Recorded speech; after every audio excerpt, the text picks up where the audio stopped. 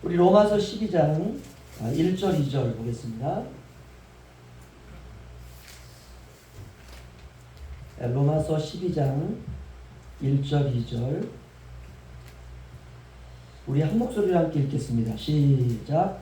그러므로 형제들아 내가 하나님의 모든 자비하심으로 너희를 권하노니 너희 몸을 하나님이 기뻐하시는 거룩한 산제물로 드리라.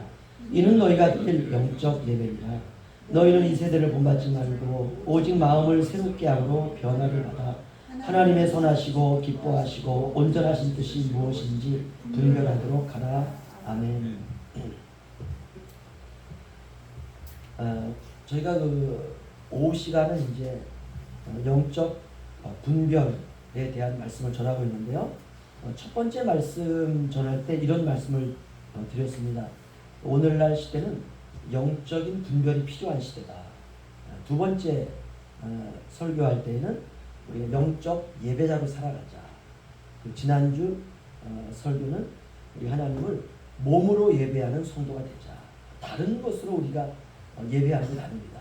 우리가 물론 영으로 예배하지만 그 영은 우리 몸에 담고 있어요. 그 사도 바울이 너희 몸을 하나님이 거룩하시는 산 제물로 드리라 라고 하는 이 말씀을 가지고 지난주에 말씀을 드렸고요. 오늘은 굉장히 중요한 시간입니다. 이제 우리가 영적 예배자로 살아갈 때 영적 예배자의 출발점이 어디냐, 오늘 그거에 대해서 말씀을 좀 나누기를 원합니다. 우리가 영적 예배자다라는 말은 예수 그리스도를 믿고 새 사람이 되어서 하나님을 예배하는 삶으로 살아가는 사람, 이 사람을 영적 예배자다 말할 수 있습니다. 우리가 이제까지는 육적인 것을 예배하는 사람들이었어요. 그런데 이제부터는 영적 예배자로 살아가는 사람이 된 것입니다. 여기서 영이라는 말은 보이지 않는다라는 뜻이에요. 영이라는 말은 그래서 보이지 않는 세계를 향하여 이 세상에서 예배자로서 살아가는 것입니다. 그럼 보이지 않는 세계는 어디냐? 하나님의 나라입니다. 저와 여러분이 하나님 나라의 예배자가 되시기를 주님의 이름으로 축원합니다. 이거를 영적 예배자 또는 하늘을 향해 나아가는 순례자, 다 똑같은 말입니다. 그런데 그 영적인 예배자에게 시작하는 출발점이 있다는 것입니다. 그 출발선에 우리가 딱 서야 돼요. 이 세상에는 수많은 출발선이 있습니다. 어떤 출발선이 있느냐? 돈이라고 하는 출발선이 있어요. 내 인생의 목적이 뭐냐? 돈 버는 것. 이 사람은 출발선이 돈이에요. 어떤 사람은 출발선이 명예가 출발선이 있는 사람이 있습니다. 이 사람은 명예를 되게 귀하게 여기는 거예요. 어떤 사람은 성공, 어떤 사람은 출세, 어떤 사람은 학벌, 어떤 사람은 아름다움, 어떤 사람은 행복, 어떤 사람은 여행. 인생의 목적이 여행인 사람들도 있습니다. 어떤 사람은 탐식, 먹는 것을 탐하는 거죠. 어떤 사람은 탐욕, 어떤 사람은 욕심 등등등 사람들마다 추구하는 출발선이 다 있습니다. 우리가 어떤 출발선에서 인생을 시작하느냐에 따라서 무엇이 결정되냐 하면 인생을 살아가는 목적이 결정됩니다. 그래서 출발점이 중요합니다. 출발점은 방향을 결정합니다. 누구나 예외 없이 출발선에 딱 서게 됩니다. 그 다음에는 도착 지점이 있어요. 뭐든지 똑같습니다. 돈을 목적으로 산 사람의 도착 지점은 지옥입니다. 굉장히 단순해요. 일단 출발을 하면 가게 되어 있습니다. 그래서 지난 3번의 설교를 통해서 우리가 이제 준비 작업을 한 것입니다. 이 세상에 영적인 분별이 필요하다. 우리는 영적 예배자로 살아야 된다. 그럼 어떻게 사는 게 영적 예배자로 사는 것이냐? 몸으로 하나님께 예배드리는 성도가 돼야 된다. 그러면 이제 그런 사람이 되기 위해서 출발선에 딱 서는 것입니다. 오늘 저와 여러분이 그 출발선을 확인하고 가시기를 주님의 이름으로 부탁을 드립니다. 영적 예배자는 내가 누구이고 내가 어떻게 살아가야 되느냐라고 하는 것을 분명히 알아야 됩니다. 오늘은 비로소 우리가 출발선에 딱 서는 날입니다. 운동 경기에는 모두가 다 출발선이 있어요. 거기에 딱 서면 비로소 경기가 이제 시작이 됩니다. 심판이신 하나님이 호루라기를 불어요. 그러면 저마다 출발선에 그 목적지가 있지 않습니까? 이 목적지를 향해 이제 달려 나가는 것입니다. 오늘 말씀을 전하는 저도, 듣는 우리 모든 우리 또 집사님, 또 권사님들, 또 우리 청년들, 오늘 말씀을 듣고 제대로 출발선에 서서 인생을 출발해야 될 줄로 믿습니다. 신앙생활은 자기와의 싸움입니다. 외롭고 고독하고 홀로 살아가는 순례의 여행입니다.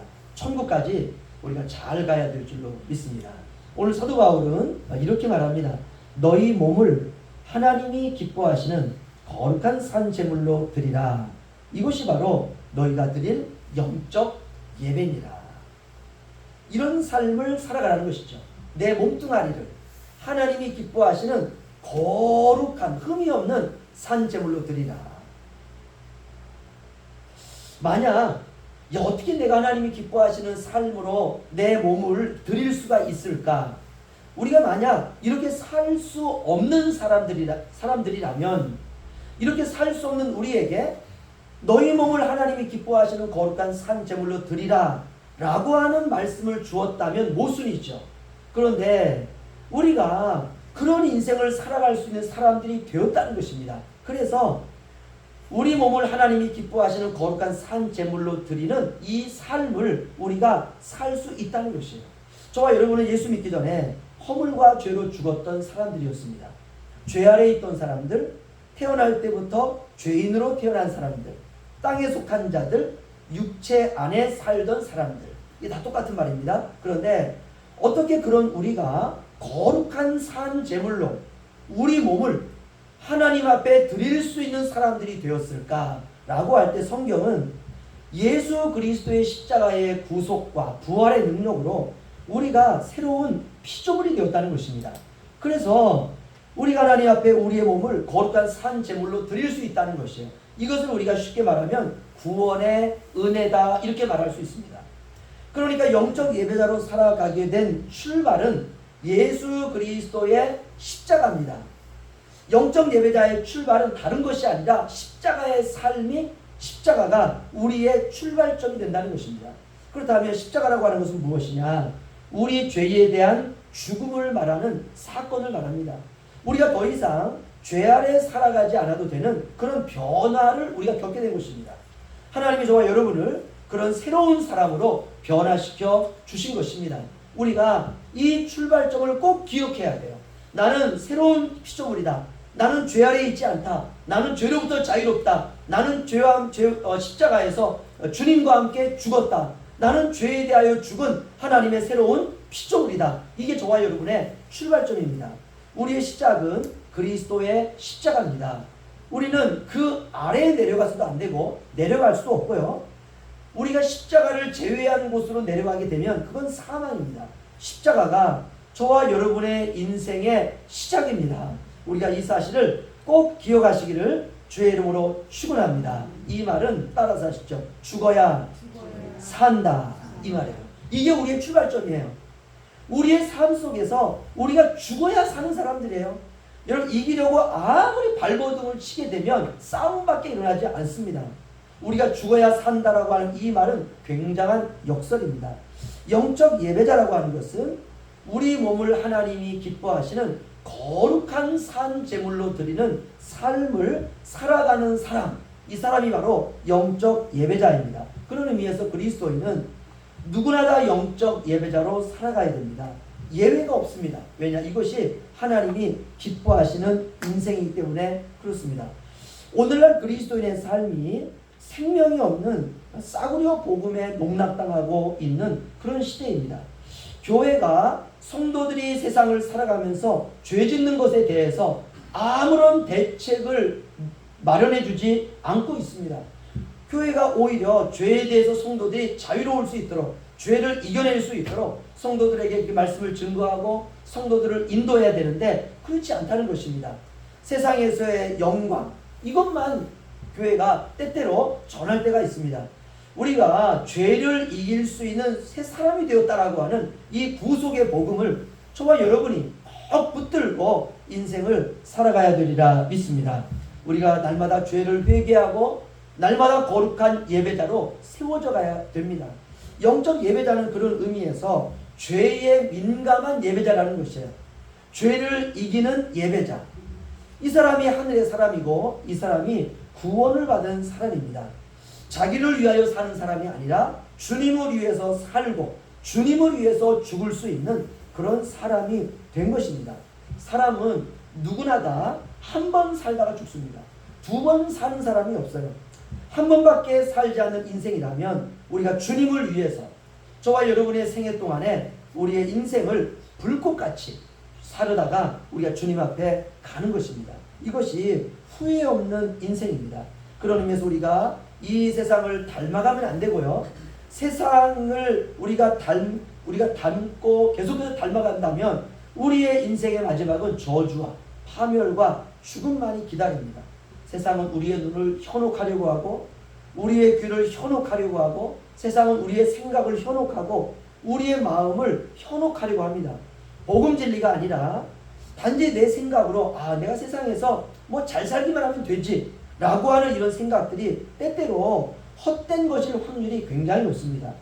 우리는 헛된 생각으로 살아가는 사람들이 아닙니다. 그렇다면 우리는 무엇으로 살아가는가? 저와 여러분은 하나님의 말씀을 믿음으로만 살아가는 영적 예배자인 줄로 믿습니다. 우리가 시편 119편 105절을 보면요. 제가 읽어드리죠. 주의 말씀은 내 발의 등이요 내 길의 빛이니이다. 야고보서 1장 17절은 이렇게 말합니다. 온갖 좋은 은사와 좋은 선물이 다 위로부터 빛들의 아버지께로부터 내려오나니 그는 변함도 없으시고 회전하는 그림자도 없으시니라. 아멘. 하나님의 말씀이 내 발의 등이요 내 길의 빛이니이다. 우리가 하나님 말씀을 날마다 묵상하고 날마다 붙드시기를 주님의 이름으로 축원합니다. 오늘날 세상의 문화가 성도들의 영혼을 거침없이 파괴하고 있습니다. 이미 마음이 세상의 것들로 많이 점령되어 있습니다. 이런 시대에 우리가 다른 것이 아니라 하나님의 말씀을 붙든다는 것은 사활이 걸린 문제입니다. 여러분, 우리의 전 인생을 하나님께 맡기고 살아가는 것이 필요합니다. 하나님의 말씀을 향해서 절대적인 신뢰와 절대적인 믿음이 필요합니다. 이것이 영적 예배자의 삶이라는 것입니다. 같은 그리스도인이지만 그리스도인들 간에도 차별적인 삶이 필요합니다. 오직 예수만 바라보는 인생이 복된 인생인 줄로 믿습니다. 그런 의미에서 신자에게는요, 썩어질 것과 썩어지지 아니할 것을 구별할 줄 아는 눈이 필요합니다. 사람은 대부분 늘 썩어질 것에 관심이 많습니다. 세상의 모든 것은요, 세월이 지나면 썩어지고 없어지고 사그라지고 추해집니다. 아무리 아름다운 얼굴을 가진 사람이라도 세월 지나면 다 추해요. 다 비슷합니다. 20대 때 팽팽한 피부도 나이 들면 쭈글쭈글한 피부로 바뀌는 것입니다. 자연스러운 변화죠. 하지만 더 이상 우리는 이제 그런 것에 관심을 가지고 살 사람들이 아니라는 것이에요. 나의 외모와 나의 명예와 내가 가지고 있는 소유가 아니라 우리의 관심은 오직 주 예수 그리스도이라는 것입니다. 그분의 기쁨이 되는 삶, 그분의 기쁨이 되는 인생, 오직 살아도 주님을 위해 살고 내가 죽어도 주님을 위해 죽는 것, 이것을 목표로 해서 살아가는 것입니다. 그것을 위해서는 우리가 시간을 아끼시기 바랍니다. 인생을 아끼시기 바랍니다. 우리가 시간을 낭비하는 것은 인생을 낭비하는 것입니다. 저와 여러분에게 주어진 인생은 한정된 시간입니다. 다시 말하면 사람들마다 살아가야 하는 시간의 길이가 다 다릅니다. 모두가 다 같은 날에 태어나고 모두가 다 같은 날에 죽는 게 아닙니다. 여러분, 젊다고 오래 사는 게 아니고요, 나이가 늙었다고 빨리 죽는 것도 아닙니다. 하나님께서 정해주신 시간이 있어요. 그 기간 동안만 사는 것입니다. 하나님이 내게 주어진 시간이 70년이다. 그럼 70년만 사는 것이에요. 하나님이 내게 주어진 시간이 20년이다. 20년만 사는 것입니다. 그렇다면 내게 주어진 시간이 사람마다 다 정해져 있다면 우리는 그 시간을 최대한 아껴서 살아야 됩니다. 최대한 소중히 여겨서 사는 것입니다. 여러분, 가장 가치 있는 것에 인생의 시간을 투자하시는 저와 여러분 되시기를 주의 이름으로 부탁을 드립니다. 쓸데없는 것에 인생을 투자하고 허비한다면 결국 나중에 허망한 인생을 느끼게 됩니다. 그런데 어떻습니까? 우리의 삶이라고 하는 게 그렇지 않습니다. 나는 헛된 인생 살지 말아야지. 나는 가치 있는 인생을 살아야지. 그럼에도 불구하고 때때로 내 인생을, 내 시간을 소비하고 허비하고 헛되게 보내는 것에 너무나도 익숙하고 이런 것을 자연스럽게 생각할 때가 많습니다. 여러분, 그렇게 살다가 많은 사람들이 죽음을 맞이합니다. 여러분, 주님을 위해서 멋지게 살아보지도 못하고 그냥 죽음을 맞이하는 것이에요. 주님을 위해서 나의 모든 소유를 드리지도 못하고 죽음을 맞이합니다. 주님을 위해서 나의 건강을 다 드리지도 못하고 죽음을 맞이하는 것입니다. 그러나 이제는 우리가 고민할 때입니다. 어찌하든지 저와 여러분에게 남겨진 시간을 주님을 위한 것에만 인생을 투자하시기를 주님의 이름으로 축원합니다. 그래야 주님 앞에 가서 받을 상이 있는 것입니다. 그런 의미에서 영적 예배자는 총체적으로 자신의 인생을 점검하는 사람입니다. 모든 초점을 주님께 맞추고 모든 시간을 주님께 맞추고 모든 생각을 주님께 맞추며 살아가는 것입니다. 어떻게 하면 이런 인생을 우리가 자연스럽게 살아갈 수 있을까? 그럴 때 오늘 사도 바울은 로마서에서 이렇게 말합니다. 마음을 새롭게 함으로 변화를 받으라. 그러면 모든 초점을 주님께 맞추고 모든 생각을 주님께 맞추고 모든 삶을 주님께 맞추는 인생을 살 수 있다는 것이에요. 저와 여러분이 이 시간 이후로 마음의 변화를 새롭게 받으시기를 주님의 이름으로 축원합니다. 그러면 어떻게 하면 우리의 마음의 변화를 우리가 받을 수 있을까? 딱 하나입니다. 십자가에서 죽어야 돼요. 할렐루야. 이제까지 내 인생을 이끌어오던 나의 자아가 이제 십자가에서 죽음을 맞이하는 것입니다. 여러분, 죽음이 영적 예배자의 삶의 시작입니다. 십자가가 영적 예배자의 출발점입니다. 그런데 사람마다 자기 십자가가 있어요. 자기를 부인하고 살아가야 되는, 주님만을 따라가야 되는 그런 십자가가 있습니다. 우리가 주님을 따른다는 것은 현실적으로 죽음의 강에 들어서는 삶입니다. 우리가 주님을 믿으면 내 맘대로 살 수 없어요. 내가 주님을 믿으면 내 생각대로 살 수가 없습니다. 이게 죽음이에요. 우리가 죽음의 강으로 주님을 따라서 십자가의 삶으로 우리가 들어가게 되면 죽음이 자연스러워집니다. 내가 화딱지가 이만큼 났다가도 아니야, 이건 영적 예배자의 삶이 아니야, 내 삶의 출발점은 십자가이지. 그러면 이 화딱지가 났던 이 분노가요 싹 사그라드는 것이에요. 그리고 주님께서 나를 얼마나 사랑하셨는지, 이렇게 죽음이 자연스러워지는 것입니다. 여러분, 죽음을 통해서 우리가 자유함에 이르는 길을 걷게 되는 것입니다. 그렇다면 영적 예배자의 삶을 살아갈 때 현실적으로 어떤 열매를 우리가 맺어야 되는가? 삶에서 하나님의 선하심이 나타나는 것입니다. 하나님이 기뻐하시는 열매가 우리 안에 맺혀지는 것이에요. 하나님이 기뻐하시는 온전함이 삶에서 열매로 맺어져 가는 것입니다. 그러기 위해서는 가장 먼저 중요한 것은 분별입니다. 이게 하나님의 뜻인지 하나님의 뜻이 아닌지, 이게 영적인 것인지 아니면 육인지, 이게 사는 것인지 아니면 이것이 죽는 것인지 일단 분별이 되었다면 적극적으로 성령의 능력으로 열매 맺는 인생을 선택하는 것입니다. 더 이상 육체에 의지하여 사는 인생이 아니라 오직 말씀에 의지하여 말씀에 근거하여 살아가야 될 줄로 믿습니다. 저와 여러분은 하나님의 말씀으로 이미 깨끗해졌습니다. 성령의 불로 재련된 사람들입니다. 그렇다면 이제는 그 방향으로 살아가는 것이에요. 요한계시록 2장 18절을 보면 이런 말씀이 있습니다. 두아디라 교회의 사자에게 편지하라. 그 눈이 불꽃 같고 그 발이 빛난 주석과 같은 하나님의 아들이 이르시되. 아멘.